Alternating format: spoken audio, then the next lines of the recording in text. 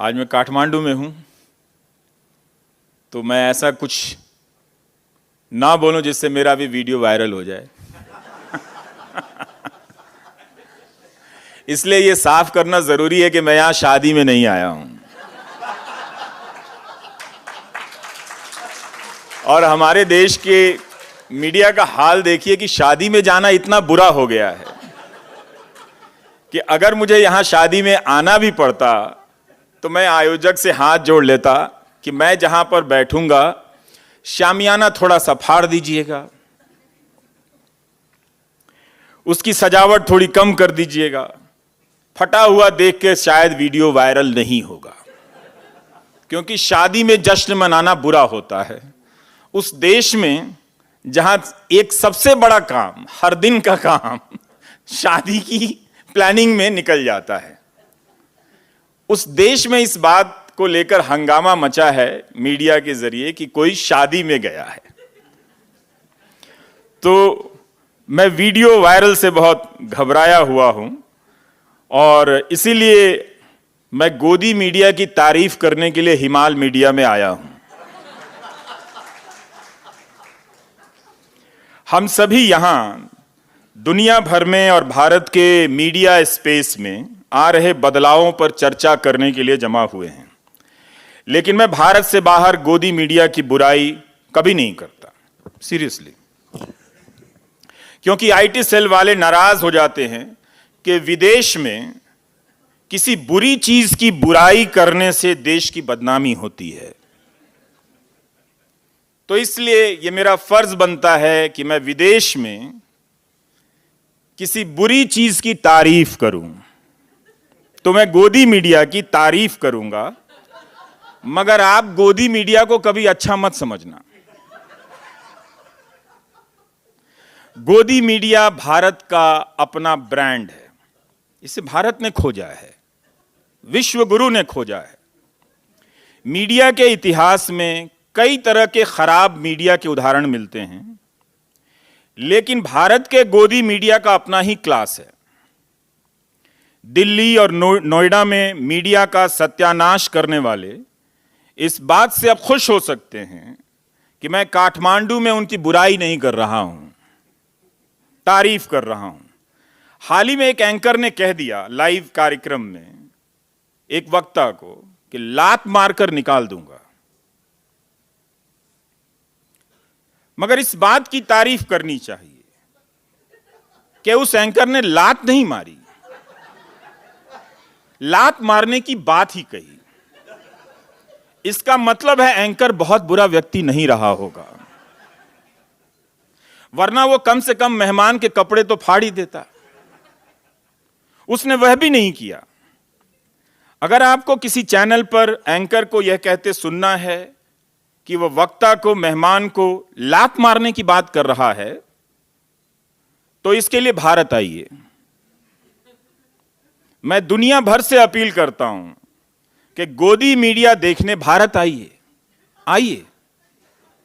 इससे भारत का पर्यटन बढ़ेगा, गोदी मीडिया के सुवेनियर बिकेंगे, लोग टेलीविजन पे सूचनाओं की जरिए की जगह पर एक दूसरे को लात घुसा मारते हुए देखेंगे और पर्यटन का विकास होगा। हो सकता है कि जब हम लोग पत्रकारिता से बाहर कर दिए जाएंगे तो वही सुवेनियर बेचते हुए नजर आएंगे कि ये भारत का कम से कम अपना मीडिया का मॉडल है, ब्रांड है। अब आप लोग जब भी भारत जाएं तो ये जरूर बताइएगा कि क्या तारीफ की है गोदी मीडिया की। इतनी तारीफ तो हमारे प्रधानमंत्री भी नहीं कर सकते उस मीडिया की। कई बार बहस के दौरान गाली गलौज से लेकर थप्पड़ चप्पल सब चल चुके हैं टेलीविजन में। लात मारने की बात से नेपाल के पत्रकार ईर्ष्या कर सकते हैं कि उन्हें इस तरह का एक्स्ट्रा जुडिशियल पावर नहीं मिला है। आप लोग पीछे रह गए। अव्वल तो आपके साथ ऐसा कभी ना हो, लेकिन कभी हुआ भी तब भी आप भारत से पीछे रहेंगे, क्योंकि जब तक आप लात मारने की स्थिति में पहुंचेंगे, गोदी मीडिया का वो एंकर स्टूडियो में गोली चला रहा होगा। एक और तारीफ नोट कीजिए, मैंने कितनी तारीफ की गोदी मीडिया की, मैं गोदी मीडिया का ब्रांड एम्बेसडर बनकर आया हूं। एक और तारीफ नोट कीजिए, गोदी मीडिया बिना बंदूक वाली मिलिशिया है। यह विश्व गुरु की खोज है, बिना बंदूक वाली मिलिशिया मीडिया, गोदी मीडिया। अगर मीडिया को मिलिशिया बनाने का प्रयोग कहीं सफल हुआ है, पहले भी हुए हैं, लेकिन 1990 के दशक के बाद कुंद जी जिस सूचना क्रांति की बात कर रहे थे, उसने एक भ्रम फैलाया कि वो सूचनाओं को लोकतांत्रिक बनाने के लिए एक क्रांति पदार्पित की गई है आपके बीच में।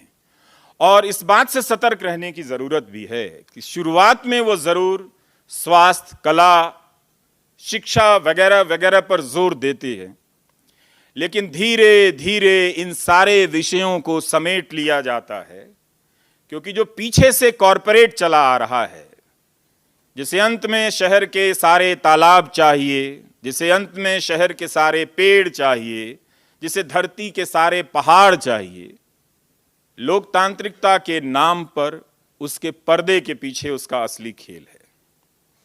तो इसलिए हम सबका फर्ज बनता है, खासकर आप जैसा कि कुंद दीक्षित जी कह रहे थे कि नेपाल काफी मुक्त है इन सब दबावों से अभी, तो अभी ही नेपाल को, उसकी मीडिया को वैकल्पिक रास्ते तलाशने शुरू कर देने चाहिए और जनता को शिक्षित करने का काम शुरू कर देना चाहिए कि लोकतंत्र में नागरिक बनने का काम फोकट का काम नहीं होता है। ये रोज इसके लिए अभ्यास करना पड़ता है, इसका कोई प्रोफेसर नहीं होता। ये वो जिम्मेदारी है जिसे निभाने के लिए हम सबको हर दिन मेहनत करनी पड़ेगी, पसीना बहाना पड़ेगा, तब जाकर हम नागरिक बनेंगे। इस पूरी प्रक्रिया में मतदान करना सबसे कम शारीरिक श्रम का काम है, लेकिन शुरू से ही लोकतांत्रिक संस्थाओं के निर्माण में या आपके भीतर की लोकतांत्रिकता के निर्माण में मतदान को सर्वोपरि बताया है कि जलपान मत कीजिए, पहले मतदान कीजिए, लेकिन मतदान से पहले नागरिक होने का श्रमदान तो कीजिए। जब तक आप नागरिक होने का श्रमदान नहीं करते, आप मतदान करने के उत्तराधिकारी नहीं बनते, नैतिक उत्तराधिकारी नहीं बनते हैं। वैसे तो लोग शराब पी के भी, शराब लेके, पैसे लेके भी वोट देते ही हैं। तो दिल्ली से चलते वक्त मैंने तय कर लिया कि जहां कहा जाएगा यहां वहीं पे खड़े खड़े भाषण दूंगा। इसका भी बड़ा महत्व है। गोदी मीडिया के एंकर की तरह दौड़ दौड़ कर भाषण नहीं देने वाला। हमारे यहां के एंकर दौड़ दौड़ कर भाषण देते हैं, वो दौड़ते हुए आते हैं कहीं से, फिर दौड़ते हुए चले जाते हैं। और उनके रिपोर्टर की तरह कूद कूद कर बात नहीं करूंगा, क्योंकि गोदी मीडिया इतना ओरिजिनल है कि नकल करने में शर्म आती है, अच्छा नहीं लगता। किसी की इतनी मेहनत से खोजी गई पत्रकारिता की हम नकल करें, यह बुरी बात है। कॉपीराइट उनकी होनी चाहिए। तो उनकी वजह से भारत में दिग्दिगंत कुदंत पत्रकारिता का उदय हुआ है। एंकर दसों दिशाओं में कूद कूद कर जा सकता है खबर बताने के लिए। और एक ऐसा हुआ कि एक बहुत बड़ा एंकर दौड़ता हुआ आया, और दौड़ते दौड़ते आता है, वो योग गुरु को गोद में उठा लेता है। तो इसी तरह से उसी वक्त भारत में धावक पत्रकारिता का उदय हुआ। धावक सा उठावक पत्रकारिता, मतलब दौड़ते हुए आना है और मेहमान को गोद में उठा लेता है। अब लात मारने की भी पत्रकारिता है। और उस चैनल की रिपोर्टर कूद कूद कर खबर दे रही थी, उसे काफी जगह चाहिए। चूंकि इस पर उनकी कॉपीराइट है, तो मैं कूद कर नहीं, यहां से खड़े होकर भाषण दे रहा हूं। और हर कोई कूद भी नहीं सकता है, इसके लिए फिटनेस की बहुत जरूरत है। आप देखिए, मैं फिर से गोदी मीडिया की तारीफ कर रहा हूं।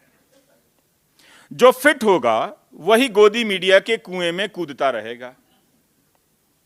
अगर हमारे प्रधानमंत्री जी के साथ ये सारे एंकर और रिपोर्टर यहां आ जाएं, तो मेरा आपसे आग्रह है कि 2-4 बड़े मैदान समतल करके खाली करा लीजिएगा। क्योंकि उन्हें दौड़ने के लिए, कूदने के लिए पर्याप्त जगह की व्यवस्था होनी चाहिए, नहीं तो वो कूदते कूदते आपके घर के आंगन में आ जाएंगे। तो परदेश में अपने देश की सूखी रोटी भी अमृत लगती है, इसलिए मैंने तारीफ की।